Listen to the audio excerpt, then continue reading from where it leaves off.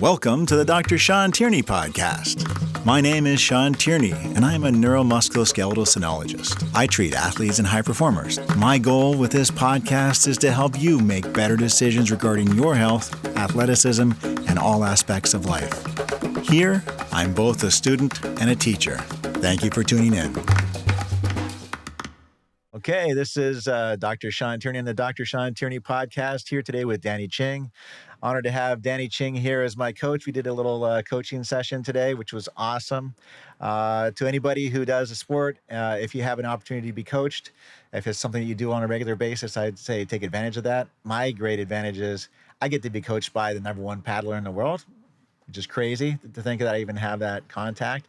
I'm super honored to be here to coach him and also work with him on other professional levels in what I do. Now, he's a master teacher, and part of the coaching that I get from him is not only how to paddle, it's how to teach. Because I just watch him teach everybody. We have regular classes here, and he's constantly looking at somebody like, they need to change this, but I need to communicate how they change and how they feel, how their body feels they need to do. So he's constantly putting different perspectives, different ways of thinking about changing the way that they move. So he'll like, oh, they didn't get that one. Let me give them another one. Oh, there's another one. Let me give them this other point of view. Let me show them this other perspective. So he is constantly helping people learn in a way that they need to learn. And that's always reminded me when I'm teaching musculoskeletal ultrasound, to be aware that, hey, what I'm saying, people are not going to get all the time. So how do I change my communication? How do I change my ability to translate that perception of reality to this person in front of me? And this guy is a master at that. Hopefully, I'm in that direction as well. More than that, Danny has been a world champion for a long time. I mean, in his 20s, in his 30s, in his 40s, multiple sports. It's kind of crazy. I don't need to say too much more because this guy is great at talking, and he doesn't talk too much. But this is Danny Ching. Okay, tell me your story. Hey, Shawn, thanks for having me.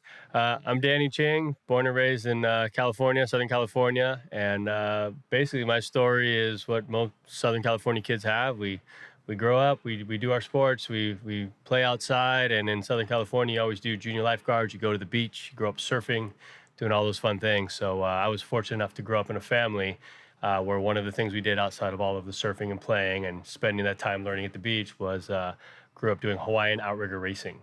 So my dad started a canoe club, and that kind of helped stoke my love for the water and finding a way to get on the water, not just surfing when the waves are good, but going out and paddling around and enjoying and competing when the waves aren't good, when it's flat out. And so my whole life grew up on the water. I have a younger brother who I grew up with who competed. I had an older uncle who was like an older brother than me, grew up and competed. My mom, my dad, my aunts, my uncles, everybody. So I got the opportunity to not just do all the normal sports that we do, which I did, but also kind of focus and grow a love for the ocean. So on my side of the story, when growing up in the water, I did the high school sports. I tried to play football, wasn't allowed because my dad got injured. Was pretty good at it, but wasn't allowed to tackle football.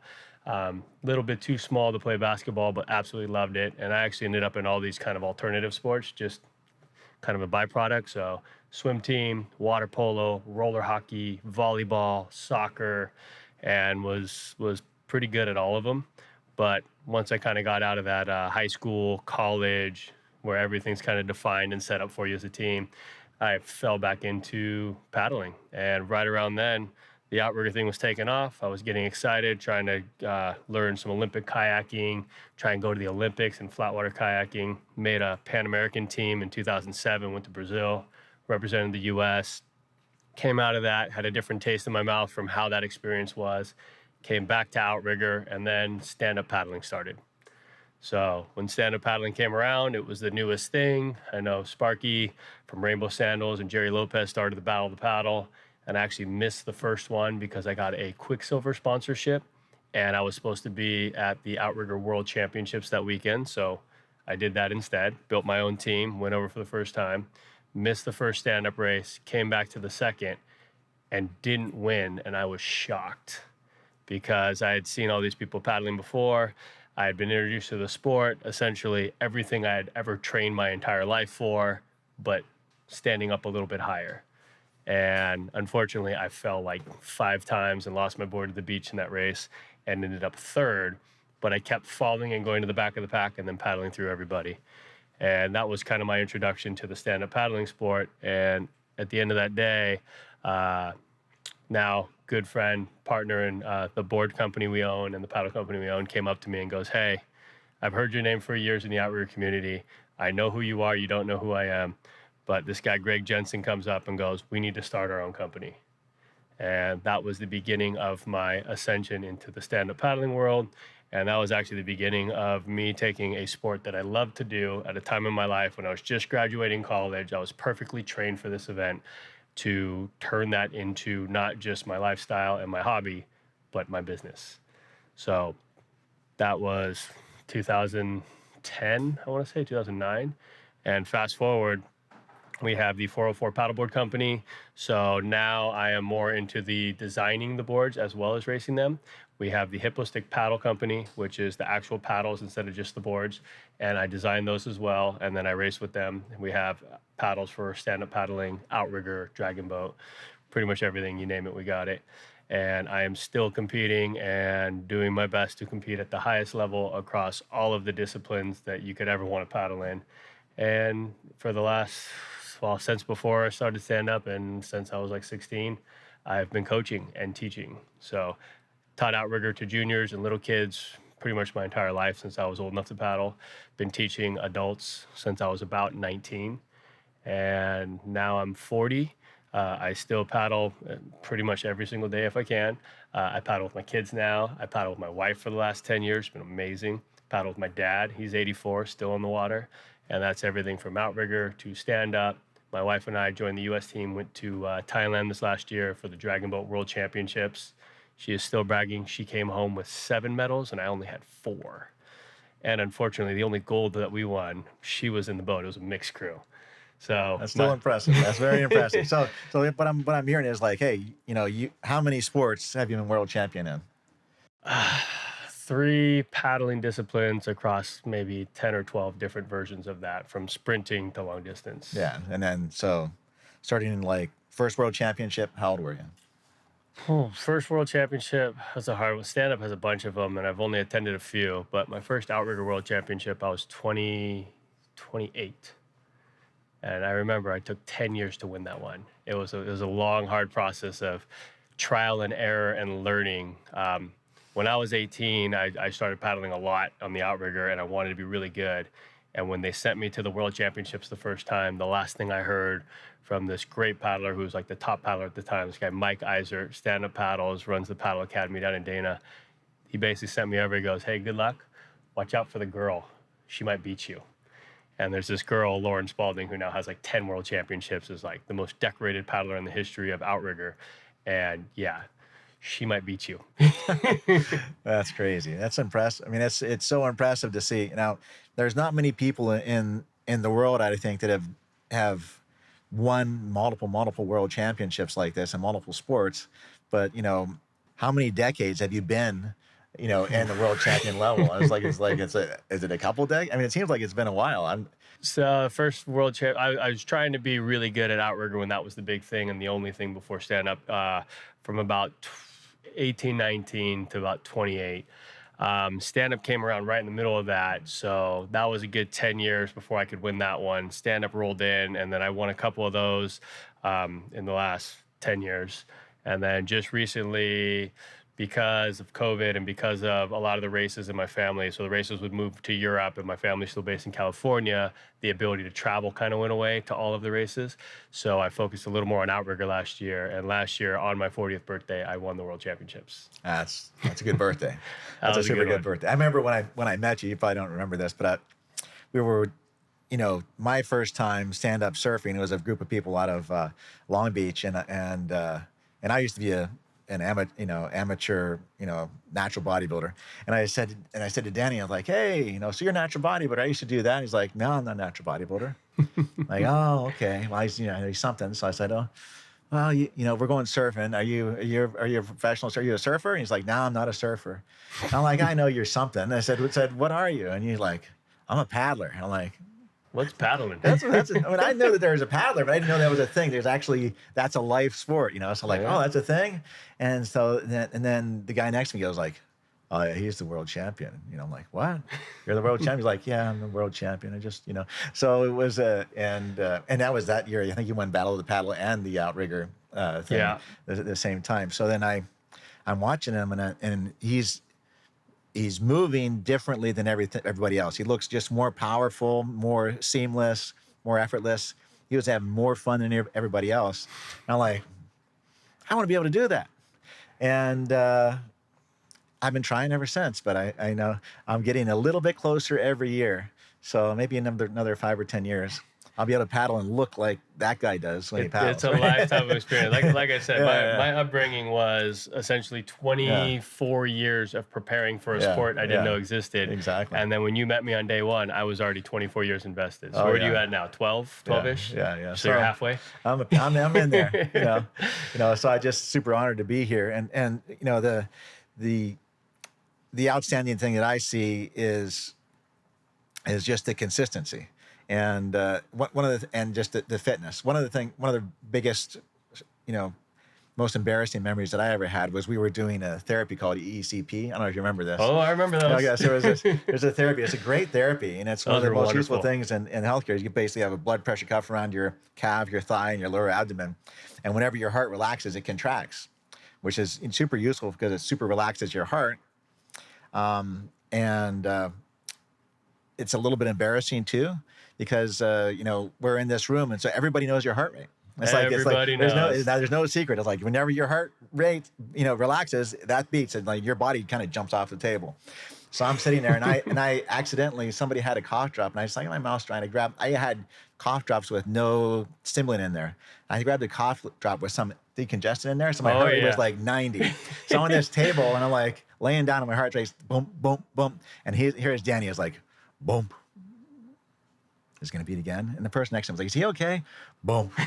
I'm like, yeah, I just had a stimulant, and he's like, I just had a cup of coffee. I'm like, all right. Just came in from breakfast, post-morning practice. Yeah, exactly. So it was like, oh, okay, I'm not in the game here. Those things were great for recovery, but I do remember like being in the room, and then like there'd be people next to you, and you're just like, boom, boom, boom, boom. Yeah. And you're sitting over there, and then like the machine kept shutting off for me. I guess if you hit a certain heart rate, it would just stop.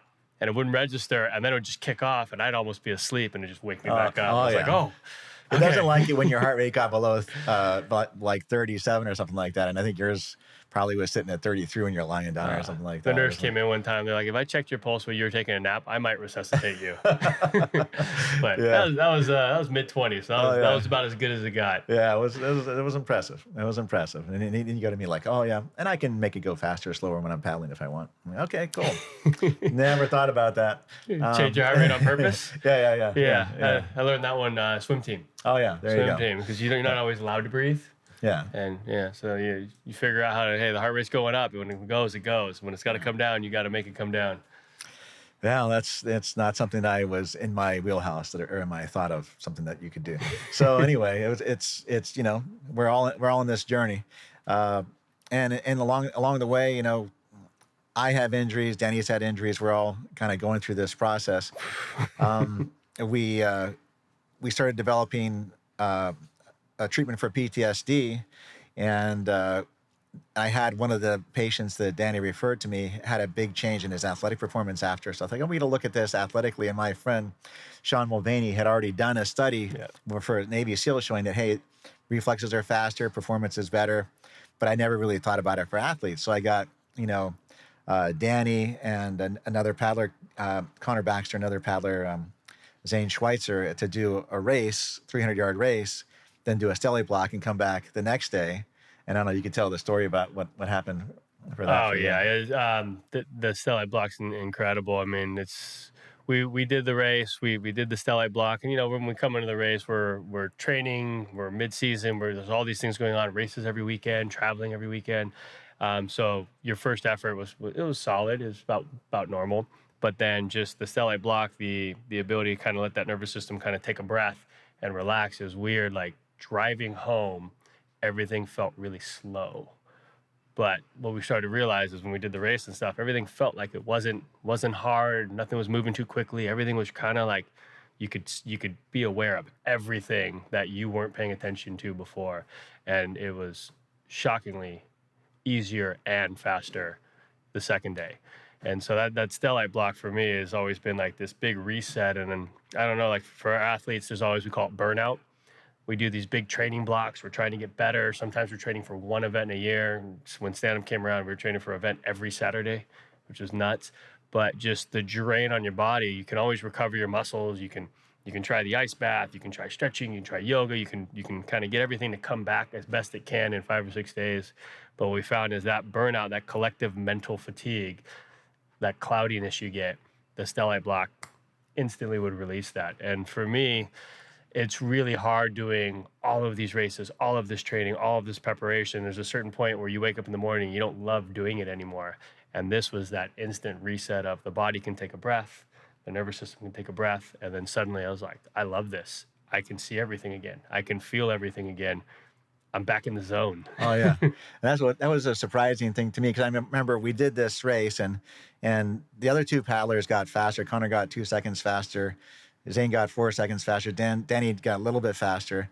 And I said to Danny, it's like, you're already perfect. You didn't need that at all. This is 2 months afterwards. I mean, we're sitting on the beach after your wife finished a Molokai race. And he's like, he goes, that's the best thing you've ever done. And I'm like, you had a lot of stuff that was pretty crazy that you actually healed from. So yeah. I don't understand. And you were like, well, my training speed was this, and now it's different. The next day was better, but like the big thing was like over the next block of training, it was so much easier. I was so much more enjoyable, just more clear. And for us, I mean, we're not just participating in the sport, but I'm teaching the sport. So part of the mental fatigue is having to go and communicate to multiple people how to feel the water and how to balance on the board. And then we go from stand up to an outrigger where you're sitting down and you have an arm on one side, and then we translate that to team. And so all of these concepts and mental games you're playing and trying to learn teaching while paddling, while training, it kind of jumbles up into one big ball, and then you start forgetting things. I always found like during the course of a day, we have this is in the morning, we're super fresh. We can get a lot of things done really quick. And as the day goes on, you get a little more mental fatigue, things that should have taken 15 minutes, take an hour. And then there's a point where you're just not very effective and you should call it a day. This stellate block for me took that big version of that, which was a month of training, a month of teaching, a month of preparation, now a month of kids and school and work, and just sort of cleared it up again. So I'm able to get back into the zone, kind of run all of the things the way I want to, and not start, I call it, you start throwing things out when you run out of time. Hey, we can't do that, so we're going to get rid of this. I can kind of pay attention to all of those at once. And you can tell, big thing is we have a canoe club up in Redondo where I coach, and there's usually somewhere between 40 to 80 paddlers on the water at once. After a stellate block, I can see, hear, and coach every single person on the water at the same time while paddling in the middle of the canoe and running the practice. And usually right before that, I'm in this like, hey, the workout's 8 times 8 minutes. I'll yell go and stop when it's time. And that's all you get from me today. That's a big change. That's a very big change. That was one of the impactful stories that you told me. Because I learned as I work, with Danny a lot.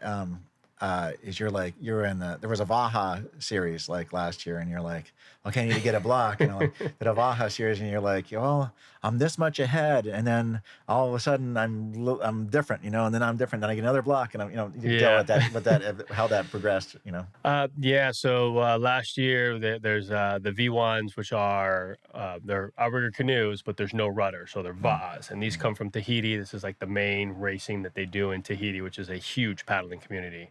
I grew up in California, which is all the outrigger canoe singles, the OC ones. So we have steering and rudders, and we go to Hawaii and we do races where you have the steering so you can point and surf the waves. Well, the Tahitians are the best at paddling in the world right now. They have been for a long time. And when they come over and they bring their crafts, we finally decided here in California to run a 3 series race and invite them over. And they came. one at a time. So in the first race, I was trying to get ready, and we had all these big races over here. This series now basically takes all of my off weekends that were supposed to be recovery and proper training and shoves another race right in the middle of them.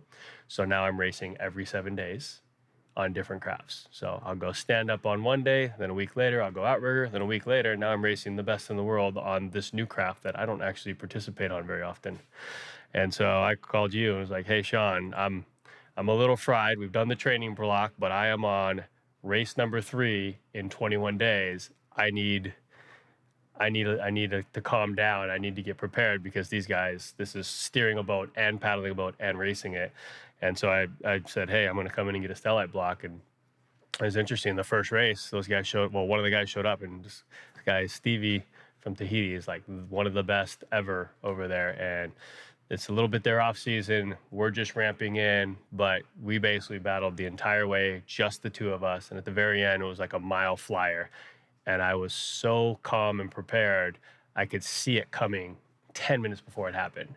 And then he did it. And I looked over and I go, oh, I can see he's making a mistake. I can see he left early. I can see his training program is obviously not right now.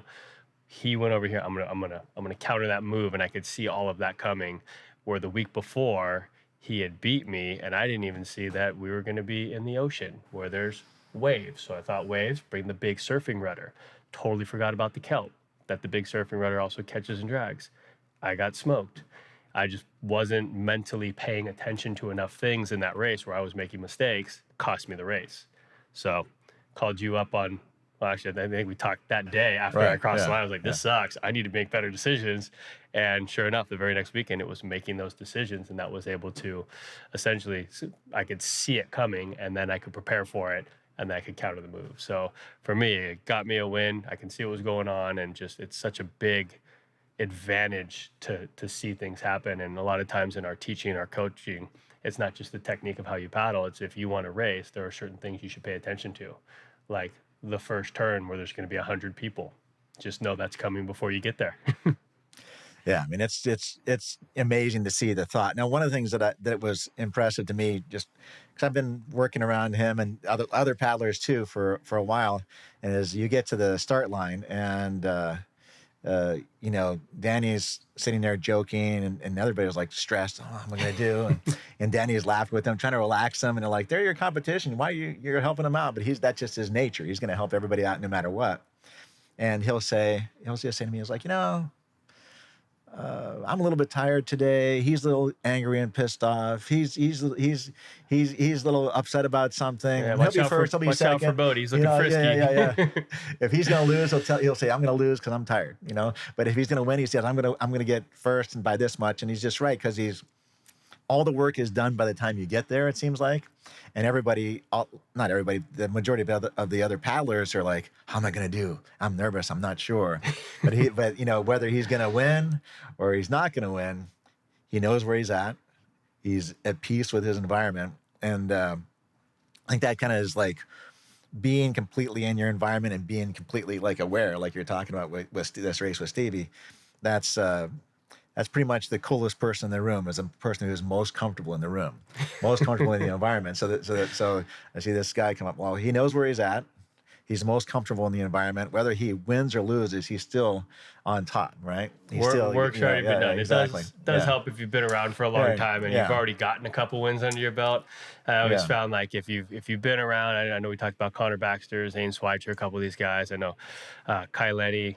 A lot of these racers, these top paddlers, these top athletes, when you win often, you can have a little more patience. You can accept not winning the next one if you just got the last one. But a lot of times that's a really hard thing to do, because there's a lot of investment, and a lot of people who care about events and stuff like that. They define whether or not they did everything right leading up to that moment basically solely on the result that they get.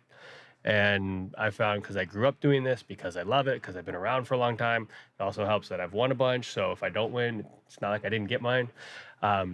There's this acceptance going into the race where I recognize, hey, I've done all the work. If I needed a stellate block, I called Shawn, said, Dr. Tierney, take care of me. I need to be a little more prepared. If I injure myself, I call you and prepare my body so that I can do the training and the work that needs to be done. And then on race day, it is only execution. And I'm only going to judge my performance satisfying or not based off of how well I execute and whether or not there was something I should have done instead. There's not any regret of like, oh man, well, if I don't win, this doesn't count. It's like, no, just get prepared, have a plan, go in, use your plan. And if it doesn't work, then walk out and write a new one tomorrow. No big deal. Exactly. It's life. And one of the unique things that I see, I'm not sure how many sports this exists, but you have a guy who's probably the best at figuring out technique, probably one of the best at figuring out his own body and his own where he needs to be, but also designing paddles, so the tool you use to paddle, so there's, like, well, and it's not because it almost comes across as like, he's not about just the business. He's trying to do the right thing, make the best paddle. So there's all this thought goes behind it. And it almost gets to the point where you hire the people to do things. And then eventually you say, well, even though these guys are great engineers, I kind of know this better myself and I'm doing it. So you want to talk a little bit about the paddle situation? Yeah, well, you also learn from those guys. I mean, when we started out designing paddles and stuff, well, I mean, number one, stand-up paddling, when I first started paddling, didn't exist. It wasn't a thing, and it wasn't a thing for like 15 years of my paddling career. And then it finally showed up. So a lot of this, we're in the first 15 years of a sport. So it's still developing, it's still new. So not only was I taking all of the things that I learned in other sports that were similar, but now I'm trying to apply that to how are we moving. And now we're learning like, hey, the stand-up boards don't go as fast as canoes and surf skis, but the stroke is similar. Stand-up boards, they go in surf, actual surf sometimes. They try and do distances that are Olympic swimming distances and Tour de France style multiple day events. So there's this big range. You can't really, we haven't figured out which board works best for each one. And we're not in a position where people can go buy 17 boards and have one for every single little type of event. So we're learning the technique, we're learning what the races are, and now we're designing the boards and the paddles to function that way. And then the other one is like, how do you learn most of your stuff? From your mistakes. You try, you make a mistake. Yeah, that didn't work, cross that off the list. Well, a lot of what we're learning with board design and the paddle design and how to go faster is injuries. So when we started, the paddles were 89 inches tall, which is top hands way up over your head. And then when you lay into that, you can generate the most power, which obviously power equals speed, right? Well, if you lay into all that power, what happens to your shoulder when you lay into it if you're not strong enough to hold it in place? How many times did I have to go in and get my shoulder fixed? Yeah, too many.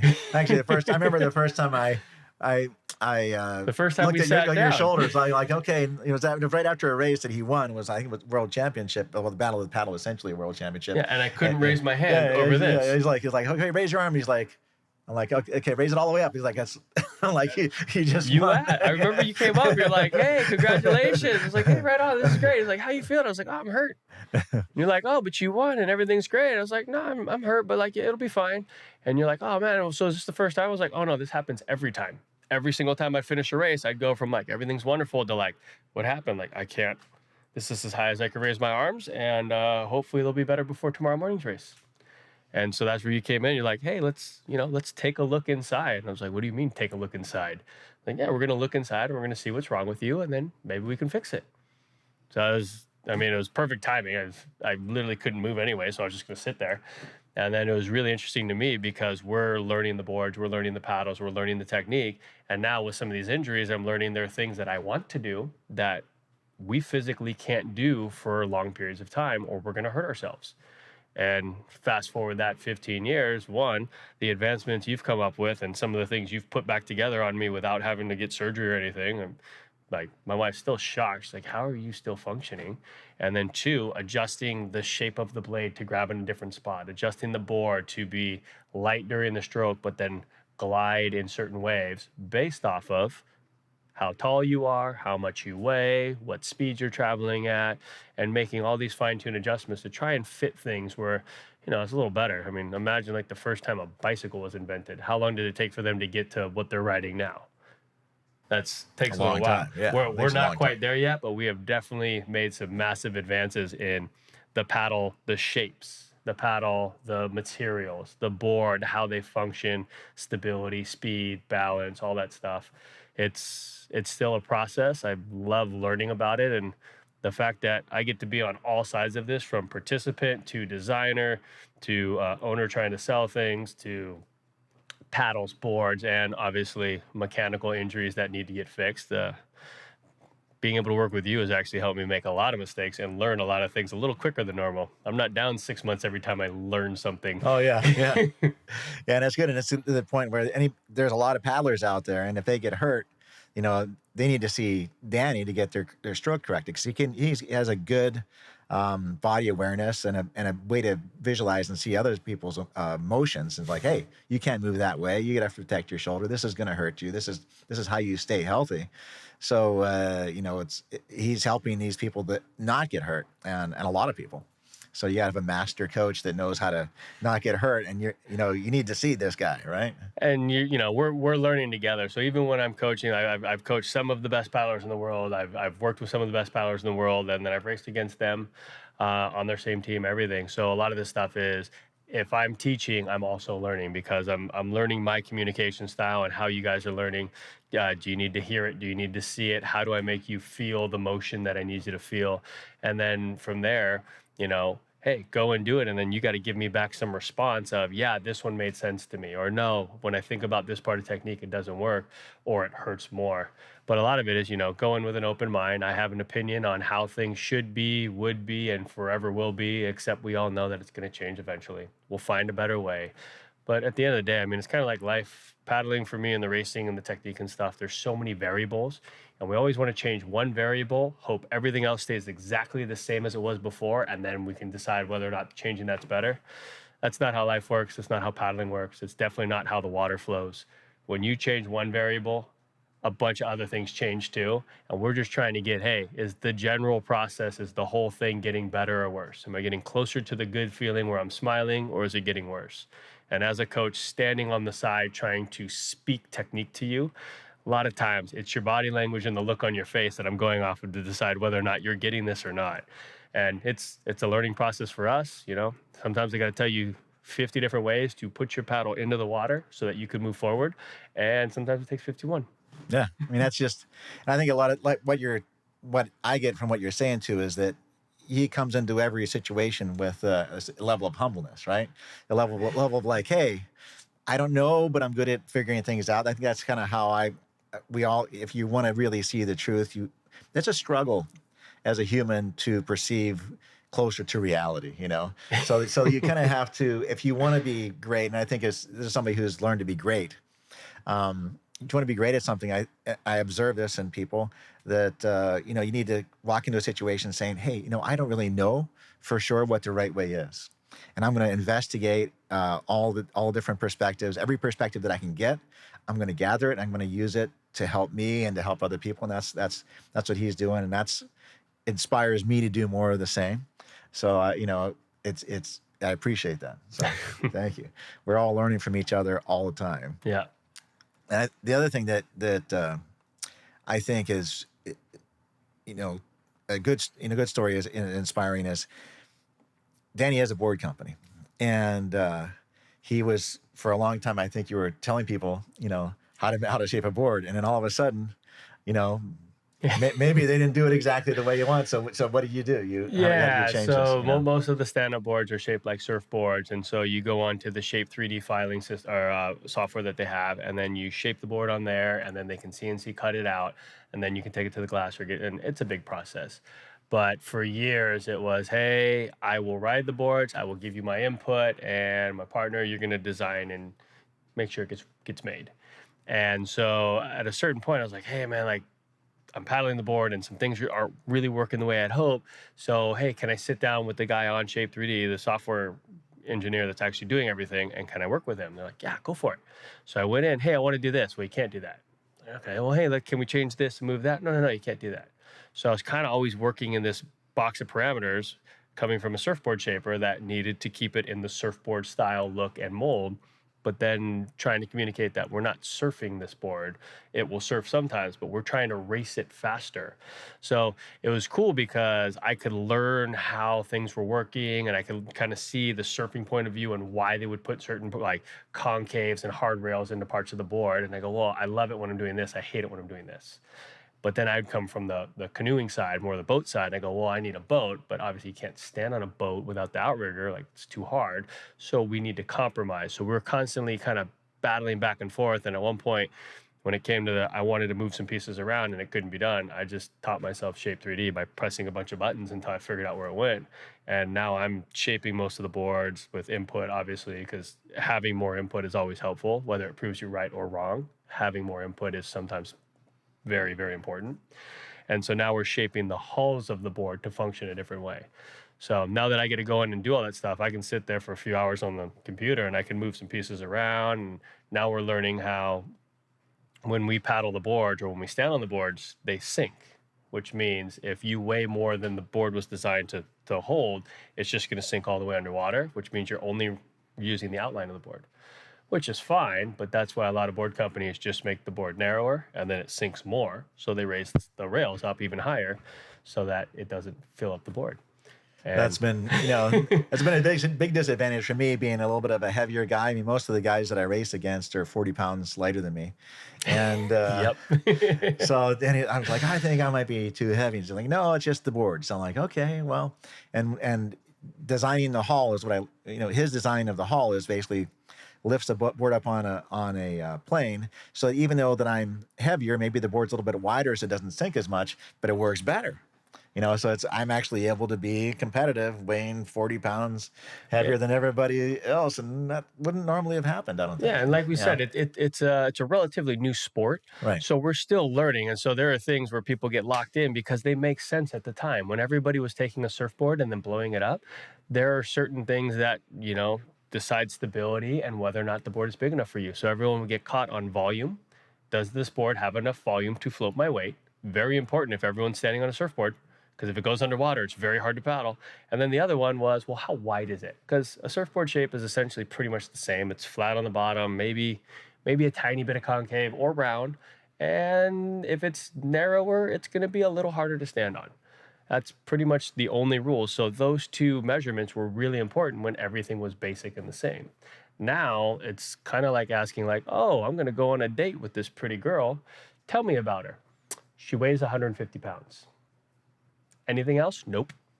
Just she's 150. Is she 4 feet tall? Is she 6'2"? I'm gonna need a little more information, or that number is not relevant to me. So when someone goes, oh, my board has this much volume and that's the volume number I need. Well, that doesn't really tell you much about the board. How long is it? Is it the 14-foot model that we're racing in now? Is there a big cockpit dug out? I mean, the boards we have now, because I have the computer and I shape them, it's interesting, is we'll add some rail height, we'll change the shape of the hull, and then we'll dig out the cockpit because standing at closer to the water line is way more stable. If you're standing really high, it gets really tippy and unwieldy sometimes. But just by taking out that foam in the cockpit, I can shed 5 pounds of material and up to 55 liters of foam. So if you look at it, you're like, well, that's not the number. I was like, well, if I put the foam back in, does the board actually float higher or lower? Well, with 5 more pounds, it sinks lower. So it's really that number, as long as you're displacing, what we learned is the volume measurement is only important when you're underwater to tell us how close to the surface you are. So we actually calculated in for your weight a volume measurement for the back quarter of the board for when racers like to step back onto the tail, sink the tail, and turn the board faster. Because there's a certain depth you want to get to where you don't fall off the back. And or we want to let people know, hey, if you're going to step on the back, you don't actually weigh enough to lift the nose up. You want to know that before you learn it in the middle of a race. So it's a bunch of these different measurements, and then changing the hull shape to actually, one thing that's interesting about stand-up paddling is it's single propulsion on one side. So I like to treat it more like if you were a swimmer, swimming butterfly, there's a slightly different strategy than freestyle. Because in freestyle, you can always contact forward motion and kind of keep connecting yourself. In butterfly, at one point, you have to completely let go and you got to grab back on before you drown. And this is more like paddling where we have to design in not this perfect efficient hull, but we have to design in when I go ahead and exceed or like exert myself, I don't want it to be heavy. I want it to be light. And then when I let go, I need it to stay light before my next stroke. So all of that comes into play. And now we're learning like, well, that's great if it works at 10 miles an hour, but I never go that fast. I go 5 miles an hour. Could we design something that works in the 5 mile an hour range? And I go, well, we can, but I got to remember that's not my range. That's somebody else's range. Yeah. Well, it's just so much learning. I think it's, in my perspective, it's like looking at every side of the picture. I always say, well, I'm dealing with people, and I always say, if I fix 6 out of 7 problems, patient's not better, they still have pain, they don't feel any better. And if you address, 6 out of 7 issues with the board, it's still not what you want it to be. So you just it's my always my favorite is you do everything perfect. They take it in the right condition. They do everything ready, and they stand in the wrong spot. Oh yeah. Now it's not the same. and they got a board, from you, and they didn't even get coached from you, or they don't even know how to work that board. Is always an interesting. Like, okay, you got a great board, spend all this money. Are you going to get coached by Danny? Like, well, I'm pretty good. I'm like, all right. What do you say? I think maybe that's a good idea, but I already found a lot of it. So like sometimes I'll have people like, well, I don't know, like don't tell me what to do. And I'm like, that's fine. I always want to be helpful to the point where sometimes it's annoying. So I get it. Like, hey, if you don't want any help, just say, hey, I'm good. No problem. But I am going to pay attention to what you're doing. I'm going to pay attention to what other people are doing. And I'm just always trying to improve it, trying to get better. And then obviously now that I'm in my 40s, I'm at the later end of how much I can be competitive. But I do enjoy solving the problem of when I was in my teens, it couldn't be done. We did it. In your 20s, well, you couldn't do it. You couldn't be a fast paddler if you didn't live in Hawaii or Tahiti. Okay, we did it. Well, no one ever wins in their 30s unless they're super special. I was like, okay, I like being special. Like, let's try that. And then, well, in your 40s, like, that's not done anymore. I was like, all right, well, maybe one more. And on your 40th birthday, I mean, this is, not from you, but I heard people told me it was the most competitive world champion outrigger race ever. Oh yeah, and you won it on your 40th birthday, so that's just kind of like Well, so they have this Molokai race, which is the paddleboard and the stand-up one. Mm-hmm. But before that was the surf ski, and then it became the outrigger race. So it's a single-person outrigger race. And unfortunately, because of COVID and because of some gnarly weather conditions, the last time I went was in 2019, and they canceled the race on the morning of while we were at the race because just conditions were too gnarly. So we actually hadn't done that race since 2018. And in 2018, it was competitive, but then because it was a 5-year hiatus with COVID and with weather canceling the race, and then Molokai not wanting people to come over yet, they weren't ready. This was the best paddlers from Tahiti, the best paddlers from New Zealand, the best paddlers in Hawaii, the best paddlers from California, from all over the world. And it was really interesting going into it. I'd done all the training. I came in, got all my nagging injuries taken care of, came in 2 weeks early because that's my window is 2 weeks early, get a stellate block. And I rolled into the race and I brought my whole family and the kids were there and we were playing and people are freaking out because there's this big 6 to 8 foot shore pound just thumping on the beach and we got to launch through it. And so we're playing in the swimming pool at the hotel, watching these waves. And while we're there, people are coming up and stressing about where they're going to get out. I just looked and they're like, so what are you going to do? I was like, figure out in the morning. Like, well, what are you going to do? You don't look? I was like, I don't have to look. Like, you're the 17th person that's come down here and checked all 8 spots and told me exactly where the only place to get out is. So we're obviously all going over there. By the way, if it's a bad spot to go, I'm just going to let someone else go first. But long story short is everybody was there. Everybody was stressing. In the morning, I almost missed the start because I got a new AMA. Johnny Puakea from Puakea Outriggers, he builds the boats. I borrowed his canoe, and then the morning of, he's like, hey, so I made this new AMA. I want you to try it. And this is the World Championships. I was like, all right, put it on. Let's go. And I'll try it today. And we took off, and it was just really interesting. I didn't like the AMA at first because I kept trying to pick it up and fly it in the air when I paddle because it's faster and it feels cool. But the AMA's heavier because it's handmade and it's a prototype. So it was harder. And after about 2 hours, I finally was like, this thing better work. And I put it down in the water, and I was like, oh, wow, I should have done that an hour ago. This is great. And, going into the race, 5 years since we've been in a competitive race like this. So I really had no idea. And I just kind of looked up, and someone asked me, they're like, how are you going to do? I was like, give me 5 minutes, and I'm going to find out. Because I feel great. I feel like I could beat everybody in the world right now. Like, it's awesome. but we haven't done this in a while, so we're going to find out in about 5 minutes. We took off, we started the race, and I was right there in the top pack, and I was looking around. I was like, oh, wow. Yeah, I feel real good about today. And so from that moment on, I already felt like I had a good chance. And I mean, there's even a point in the race where there's a section in this race that gets very difficult about 2 hours in, and people just start peeling off on the easiest path of least resistance. Hey, life gets hard. What's the easy way out? And I remember just thinking, watching these great, amazing fast paddlers just turning left and taking the waves where they're not quite going to where they're going. We all know we're going to have to fight back later. And I was like, hey guys, what are you doing? Like, oh, man, I totally used to do that all the time in this race. Get to this point, I'm winning. Turn left, I'm winning by more. Oh, I'm in fifth. What just happened? And so just watching these people peel off and do their thing, and then just being in that zone and that comfort, just totally in the moment, aware of everything, even to the point where at the end of the race, I was actually in second place with 2 miles to go. And me and one Tahitian are battling into the island, and he takes off on this wave that I needed to catch to beat him. And then all of a sudden it dawned on me. I was like, wait, that was the old finish. We used to finish where we come into Hawaii Kai and you go along the rocks and you go into the Hawaii Kai Marina. Well, now we finished to the left of it at the other opening. And I learned the year before in a race from my buddy Rylan. He passed me there. I took off on the inside wave, went straight down the coast, and he let it go and took the wave to the left, which just doesn't go as far, but it takes you closer to the finish line. So I was in second in Molokai.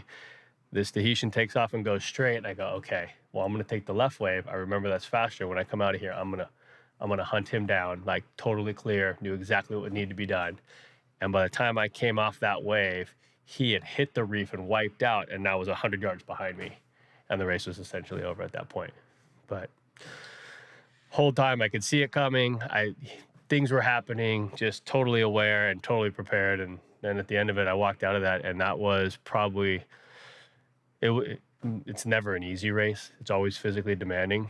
But normally I roll out of that race. I literally roll out of the race, and I can't raise my arms for 2 days. And I feel like I got hit by a bus, and I don't want to talk to people.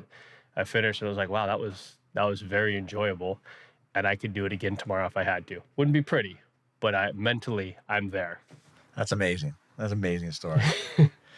I just wanted to find out, some more information on, hey, how do people get in contact with you about your boards, your paddles, your classes? What's going on? How do they work with you? Yeah, so paddling wise, still kind of a small, more grassroots sport in the stand up and the outrigger. But like with the boards, we have our 404 paddle boards. You can go to 404sup.com, and that has all of our new race boards up. So our new 2024 line, and all of those race boards are basically custom made. We have 3 solid shapes that we kind of steer you towards based off of how big you are, what kind of conditions you're going to paddle in, kind of what you're trying to do with the board. We really want them to kind of fit you as opposed to just grabbing something off the shelf. The paddles, hippostick.com. Hippostick, kind of a funny play on words, but that's the paddle company. And again, if you go there, you'll be able to check out our stand-up paddles. So we have a couple new paddles where we're starting to design in a little more curve and camber for basically different styles of paddling. So people like to make it real difficult of like, do you do sprinting or long distance, then you need this paddle.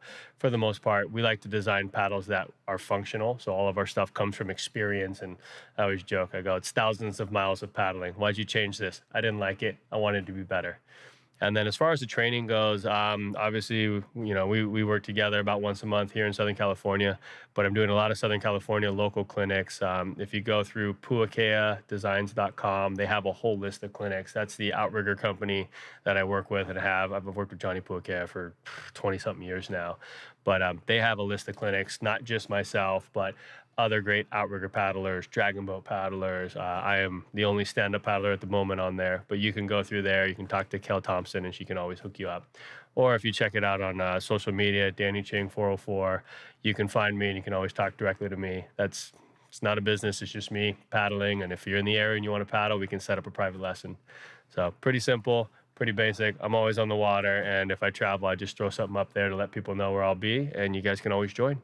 That's great. And what about your canoe? You have a canoe club that you're yeah, that's too. right. So So 99% of my coaching is coaching the outrigger team. So we have a nonprofit outrigger team, Lanakila Canoe Club in Redondo Beach. It's a racing team.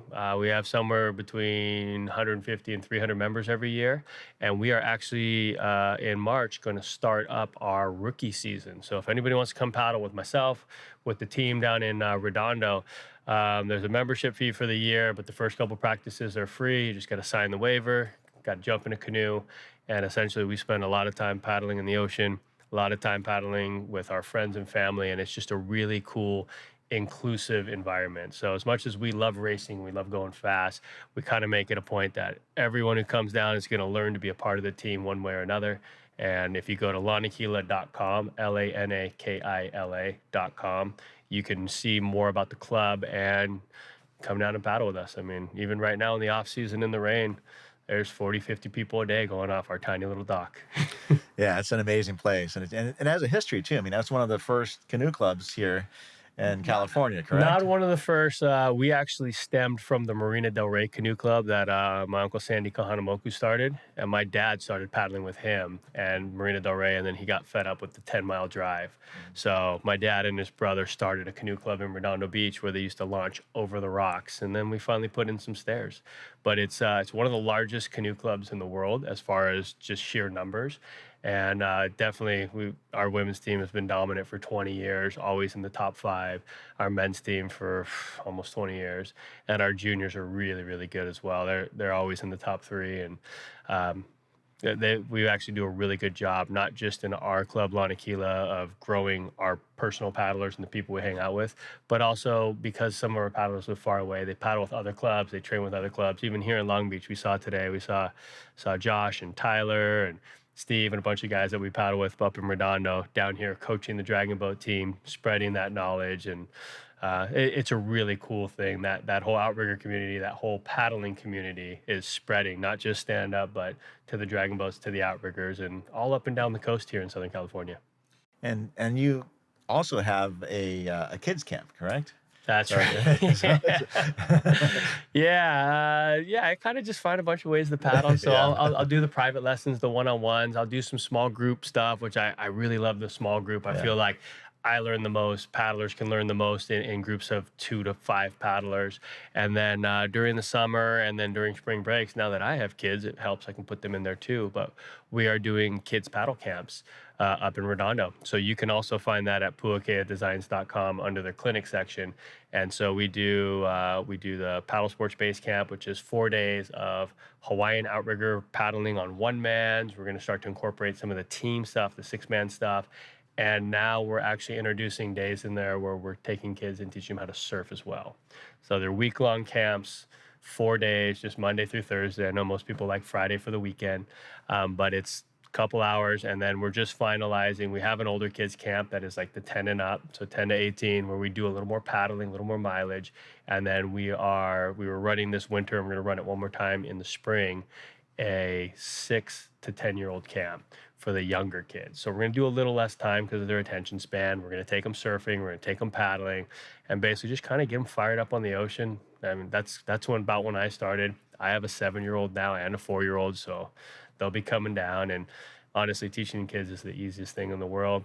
They want to fall in the water. They want to have more fun, and explaining to them is a pain in the butt. So you basically just give them a little shove and watch them just ace it every time. But I really appreciate you being on the podcast. I really appreciate working with you, and it's always an honor, just to be around you. So thank you very much. Thanks for having me. All right, thank you.